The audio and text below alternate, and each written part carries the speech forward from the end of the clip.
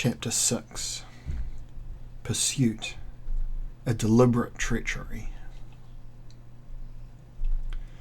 Like haughty leviathans, the great golden battle barges swam through the wreckage of the Reaver fleet. A few ships burned and a few were still sinking, but most had sunk into the unplumbable depths of the channel.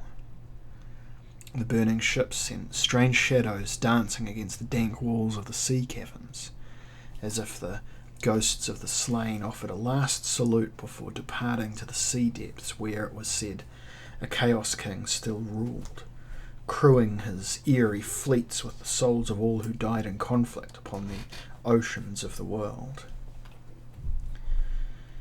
Or perhaps they went to a gentler doom, serving Strasha, lord of the water elementals, who ruled the upper reaches of the sea.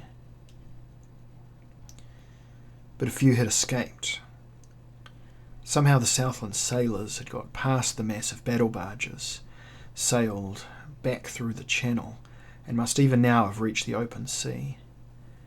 This was reported to the flagship, where Elric, Melnibone, and Prince Ercune now stood together again on the bridge, surveying the destruction that they had wreaked.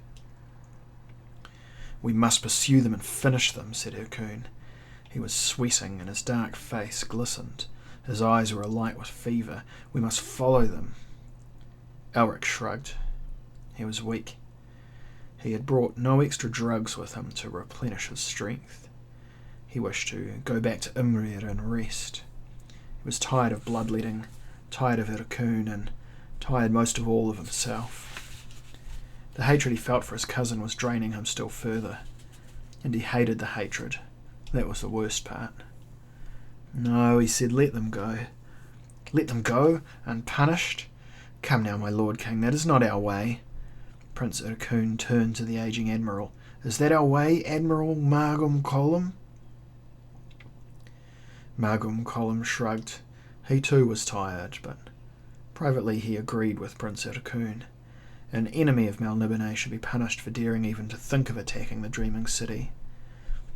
Yet, he said, the Emperor must decide.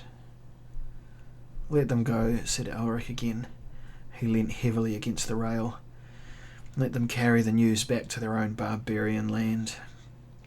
Let them say how the Dragon Princes defeated them.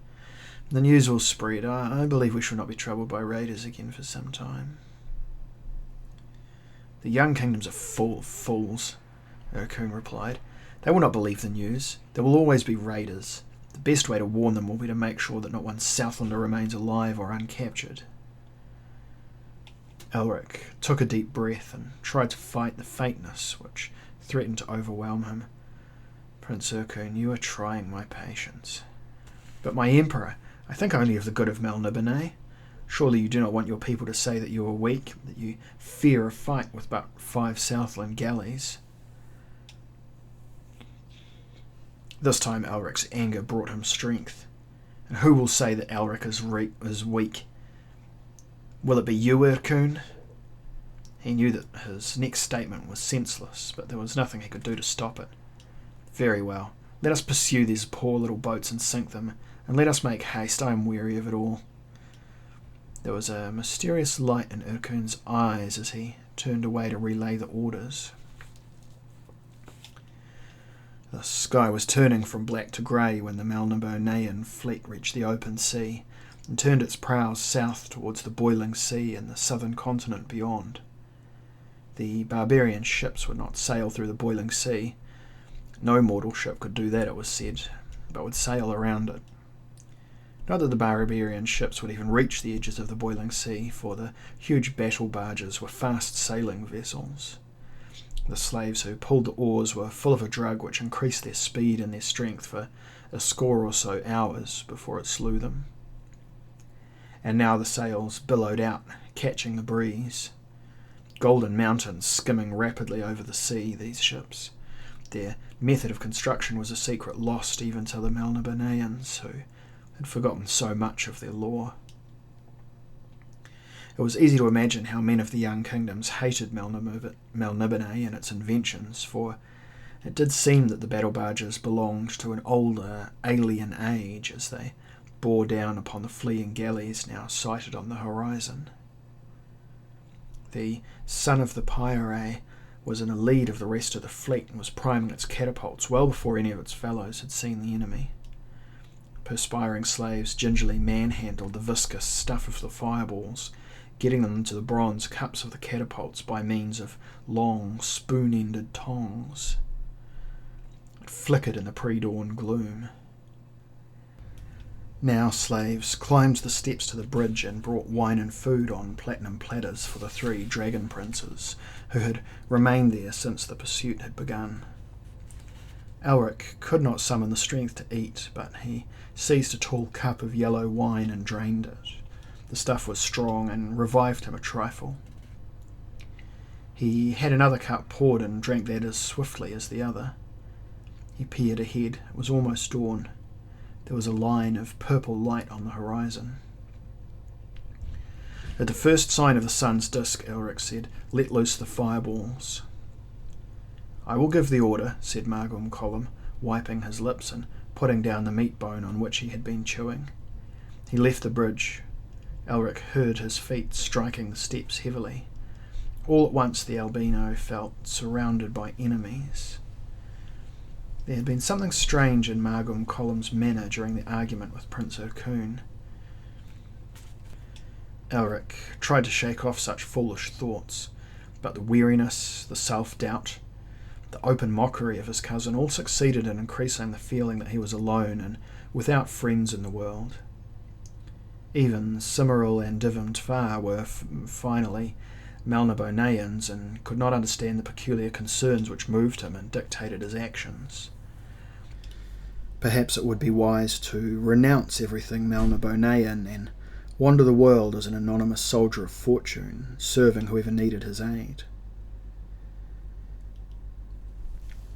The dull red semicircle of the sun showed above the black line of the distant water. There came a series of booming sounds from the forward decks of the flagship as the catapults released their fiery shot.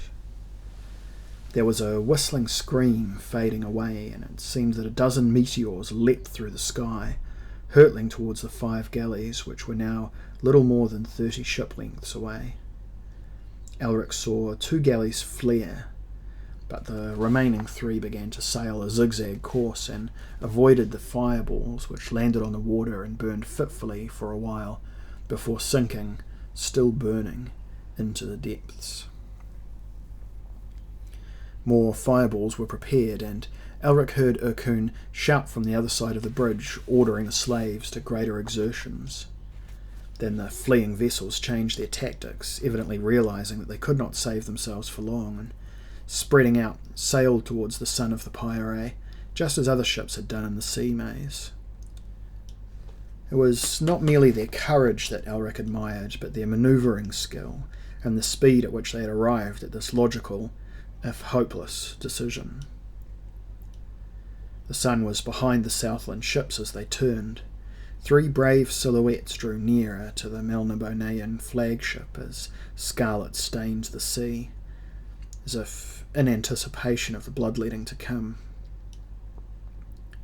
Another volley of fireballs was flung from the flagship, and the leading galley tried to tack around and avoid it.